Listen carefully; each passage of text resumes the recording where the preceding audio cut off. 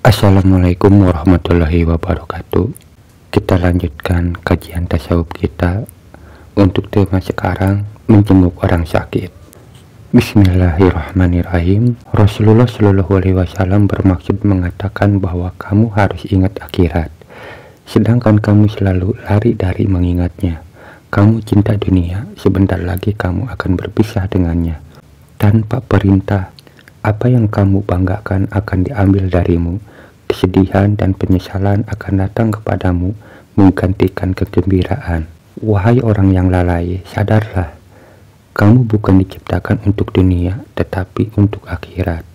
Wahai orang yang lalai, dari kewajibannya, kamu telah menjadikan cita-citamu untuk memenuhi syahwat dan kelezatan, serta mengumpulkan dunia dan menumpukan uang. Kamu sibuk dengan permainan. Jika seorang mengingatkanmu pada akhirat, kamu berkata, kehidupanku sedang sulit. Kamu menggeleng-gelengkan kepalamu. Sungguh peringatan maut telah datang kepadamu, yaitu uban di kepalamu. Tetapi kamu mencukurnya dan menyemirnya dengan semir hitam. Jika datang kematianmu, apa yang kamu lakukan? Jika datang malaikat maut membawa tugas, bagaimana kamu akan menolaknya? Jika jatah rezekimu telah terputus dan usiamu telah habis, bagaimana kamu hendak menghindar? Tinggalkanlah kegilaanmu ini. Dunia diciptakan untuk tempat beramal. Jika di sini kamu beramal, kelak kamu akan mendapatkan upah. Dunia adalah tempat beramal, sabar menghadapi ujian, serta tempat kesulitan. Adapun akhirat adalah tempat kedamaian. Seorang mukmin yang berusaha dan bersusah payah di dunia, kelak di akhirat akan mendapatkan ketenangan. Tetapi kamu tergesa-gesa dan selalu menangguh-nangguhkan waktu bertaubat. Dari hari ke hari, bulan ke bulan, bahkan tahun ke tahun, hingga usiamu habis dan ajalmu tiba. Sebentar lagi kamu akan menyesal. Mengapa kamu tidak mau menerima nasihat ini? Dan mengapa kamu tidak tergugah untuk membenarkannya? Di tema menjenguk orang sakit, Syekh Abdul Qadir Jailani ini hanya menceritakan tentang ketika kita sakit itu kita harus ingat bahwa ketika kita melihat orang sakit atau kita yang merasakan sakit, semestinya kita itu harus sadar terhadap akhirat, bahwa kehidupan di dunia ini tidak akan selamanya kekal, pasti akan ada akhirnya. Maka di sini Syekh Abdul Qadir Jailani hanya menjelaskan tanda-tanda bahwa kita ini akan menemui akhirat, seperti rambut kita beruban atau sakit. Semestinya hal-hal seperti ini kita harus bisa mengingatkan diri kita kepada akhirat. Dan di sini juga Syekh Abdul Qadir Jailani tidak bosan-bosannya memberikan pesan kepada diri kita agar kita ini tidak sibuk dengan urusan-urusan dunia. Dan juga Syekh Abdul Qadir Jailani menyindir kita, kelakuan kita yang dimana ketika kita diingatkan harus kita ingat dengan kematian, dengan akhirat. Kadang kita suka berkata, bagaimana mungkin kita bisa tenang beribadah, bisa khusyuk beribadah, bisa ingat ke akhirat, sementara kehidupan saya ini lagi kesulitan, uang tidak ada, anak banyak. Itulah alasan-alasan kita ketika kita diingatkan. Dan memang hal-hal semacam ini selalu saja ada alasan bagi kita ketika kita dinasihati atau diingatkan oleh orang lain. Pasti saja ada alasan-alasan, dan itulah tanda kita, hati kita, pikiran kita hanya tertuju kepada kehidupan dunia. Kita tidak meyakini, tidak yakin dengan adanya akhirat. Sekalipun kita, ucapan kita ini mengakuinya bahwa ada kehidupan di akhirat, tetapi keinginan kita ke dunia ini mengalahkan keyakinan tentang akhirat, tentang kehidupan setelah kematian.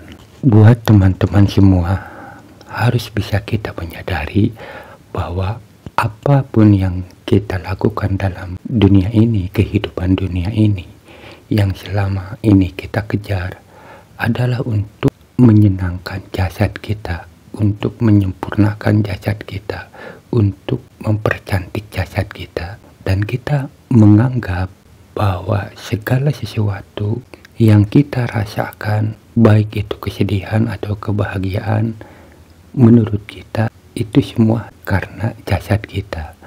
Padahal sebenarnya jasad kita itu tidak memiliki perasaan apa-apa. Jasad ini bagaikan kendaraan, yang dimana kendaraan ini sebenarnya tidak memiliki perasaan atau rasa yang bisa merasakan rasa lapar, rasa sedih, rasa gembira. Itu bukan jasad, tetapi jiwa kita atau ruh kita. Jasad itu seperti halnya kendaraan, yang dimana kendaraan sebenarnya tidak mampu merasakan apa-apa. Contohnya ketika kita di dalam kendaraan, misalnya kita berada di dalam mobil. Ketika mobil kita berjalan di tempat yang jalannya tidak datar atau banyak bebatuan, yang bisa merasakan tidak nyamannya itu adalah kitanya sebagai pengendara. Tetapi mobil itu sendiri tidak akan merasakan apa-apa. Padahal yang menyentuh jalan yang tajam, jalan yang banyak bebatuan, itu bukan diri kita, tetapi ban kita. Kita hanya berada di dalam, tetapi kita merasakan rasa sakit itu, rasa tidak nyaman itu. Padahal sebenarnya kendaraan itu tidak merasakan apa-apa. Nah, begitupun jasad kita. Jasad kita sebenarnya tidak merasakan apa-apa. Yang merasakan rasa sakit itu adalah kita yang ada di dalam, atau jiwa kita, atau ruh kita. Nah, sementara kita selalu sibuk dengan memperhatikan jasad-jasad kita. Begitu juga ketika kita berada di dalam mobil, kita akan memperhatikan apa-apa yang berkaitan dengan mobil itu sendiri. Kita akan fokus terhadap kebutuhan-kebutuhan mobil itu sendiri, baik joknya, shock breakernya, dan lain-lainnya. Sementara diri kita sendiri mengabaikannya. Nah, begitu juga dalam kehidupan kita. Kita lebih cenderung memperhatikan jasad-jasad kita, kebutuhan-kebutuhan jasad kita. Padahal yang merasakan bukan jasad kita, tetapi kita yang ada di dalam, yaitu jiwa atau ruh kita. Inilah perumpamaan-perumpamaan agar kita bisa memahaminya, bahwa yang mesti kita perhatikan adalah hati kita, jiwa kita, karena dialah yang bisa merasakan, baik di dunia maupun setelah kematian. Dan katanya sesungguhnya Dia telah menciptakan kamu supaya menyembah kepadanya, maka janganlah kamu bermain-main. Dia ingin kamu menemaninya, maka janganlah kamu sibuk dengan selain Dia. Janganlah kamu membagi cintamu terhadapnya dengan sesuatu yang lain. Jika kamu mencintai selain Dia karena kasih sayang, kelembutan, atau karena nafsu, maka itu dibolehkan. Adapun cinta dengan hati dan nurani, ini tidak diperbolehkan. Adam alaihissalam ketika hatinya sibuk dengan mencintai surga serta tinggal di dalamnya, maka Allah Subhanahu wa Ta'ala memisahkan antara Adam dengan surga dan mengusirnya darinya dengan sebab memakan buah. Hati Adam alaihissalam begitu condong kepada Hawa, maka Allah Subhanahu wa Ta'ala memisahkan antara Adam dan Hawa dalam jarak yang sangat jauh serta waktu yang cukup lama, yakni Sarandip, sebuah pulau di dekat India, dan Jeddah. Demikian pula Yakub alaihissalam. Ketika hatinya terlalu mencintai Yusuf alaihissalam, anaknya, maka Allah Subhanahu wa Ta'ala memisahkan mereka. Juga ketika Nabi kita Shallallahu alaihi wasallam terlalu cinta kepada Aisyah radhiyallahu anhu, maka Allah Subhanahu wa Ta'ala memisahkan mereka dalam peristiwa tuduhan palsu, sehingga Nabi Shallallahu alaihi wasallam dalam beberapa hari terpaksa tidak melihatnya. Oleh karena itu, sibukkanlah dirimu dengan Allah Subhanahu wa Ta'ala, bukan dengan selain Dia. Janganlah kamu mencintai selain Dia. Jadikan makhluk di luar hatimu, lalu hatimu hanya untuknya. Wahai orang-orang yang malas, wahai orang yang sedikit menerima, jika kamu menerima nasihat dariku dan mengamalkannya, maka keuntungannya untukmu juga.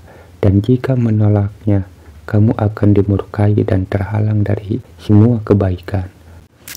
Di sini Syekh Abdul Qadir Jailani menceritakan ketika Nabi Adam, Nabi Yakub, bahkan Rasulullah Shallallahu Alaihi Wasallam, ketika hatinya condong atau cinta ke selain Allah, maka semuanya itu dikasih hukuman, sekalipun itu Nabi dan Rasul. Apalagi dengan diri kita, yang dimana ketika kita condong selain kepada Allah itu benar-benar keterlaluan.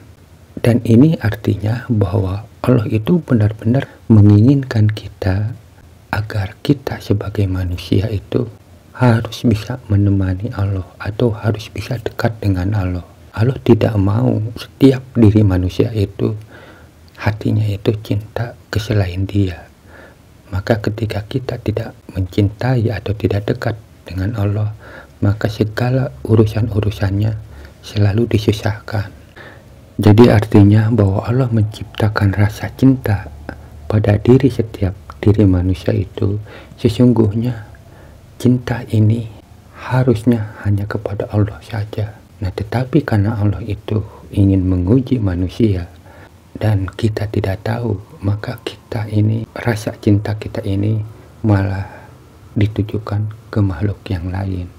Nah, adapun kita sudah mengetahuinya, kita kesulitan bagaimana kita bisa mencintai Allah, dan kita sudah terbiasa mencintai makhluk-makhluk, sehingga ketika kita disuruh untuk mencintai Allah, ini kita merasa kesulitan. Dan ini yang harus kita belajar, bagaimana kita agar bisa mencintai Allah. Ya, salah satunya kita harus mengenal dulu Allah, karena tidak mungkin kita bisa mencintai Allah kalau kita tidak mengenalinya. Dan juga kata Syekh Abdul Qadir Jailani, jika kamu memberikan makananmu kepada orang yang bertakwa serta membantunya dalam urusan dunia, maka kamu akan mendapatkan pahala dari amalannya, karena kamu telah menolongnya dalam mencapai maksudnya, dan kamu menghilangkan bebannya, bahkan kamu juga telah meringankan langkah-langkahnya kepada Tuhannya. Jika kamu memberikan makananmu kepada orang munafik yang pamer, durhaka, dan kamu membantunya dalam urusan dunia, berarti kamu telah ambil bagian dalam amalannya dan akan mendapatkan bagian dosanya, karena kamu telah membantunya dalam mendurhakai Allah Subhanahu wa Ta'ala, sehingga keburukannya akan kembali kepadamu juga. Wahai orang yang bodoh, belajarlah ilmu, karena tidak ada kebaikan dalam ibadah tanpa ilmu. Jadi di sini, di kalimat ini, Syekh Abdul Qadir Jailani memberikan pesan kita harus hati-hati. Jadi ketika kita membantu orang atau menolong orang, maka kita harus benar-benar memperhatikan apakah kita membantu orang itu untuk tujuannya baik atau untuk tujuannya buruk. Ketika kita membantu orang lain dan orang lain itu memohon bantuannya itu untuk keburukan, maka keburukan itu akan menimpa kepada diri kita, atau dosanya kita akan ikut menerima bagian. Dan kita jangan sampai mengataskan nama kita beramal lalu kita salah, seperti yang dikatakan oleh Syekh Abdul Qadir Jailani. Maka kita itu ketika kita beribadah itu harus pakai ilmu. Jadi jangan salah sasaran, jangan mengatasnamakan kita sedekah, beramal, ternyata amal kita itu malah untuk membantu kesalahan orang lain. Inilah yang dimaksud oleh Syekh Abdul Qadir Jailani. Di akhir kalimatnya ini, Syekh Abdul Qadir Jailani mengatakan, wahai para murid, dengarkanlah penjelasan orang alim dan amalkanlah jika kamu ingin meraih ilmu dan kebahagiaan. Ilmu itu hidup dan kebodohan itu kematian. Seorang alim yang mengamalkan ilmunya dengan ikhlas dan sabar mempelajari demi kewajibannya kepada Tuhannya, maka ia tidak pernah mati. Ketika mati, ia akan bertemu Tuhannya, dan ketika hidup, ia abadi bersamanya. Allahumma ya Allah, berilah kami rezeki berupa ilmu dan keikhlasan. Itulah kajian tasawuf Syekh Abdul Qadir Jailani dengan tema menjenguk orang sakit, yang dimana di sini diceritakan bahwa kita ini ketika menjenguk orang sakit, kita harus mengingat akhirat, dan kita harus memperhatikan tanda-tanda jika kita ini dekat dengan akhirat, misalnya uban atau kulit kita sudah keriput dan sesuatu hal seperti itu, mestinya kita itu harus bisa menyadarkan diri kita bahwa kita ini akan mati, harus ingat akhirat. Tetapi pada intinya bahwa Syekh Abdul Qadir Jailani ini menginginkan bahwa kita itu harus tertuju kepada Allah semata. Intinya seperti itu. Atau kita ini jangan terlalu disibukkan dengan dunia sehingga kita melalaikan akhirat, apalagi Allah sendiri. Mudah-mudahan pembahasan ini bisa dimengerti, bisa dipahami, dan ada manfaatnya. Assalamualaikum warahmatullahi wabarakatuh.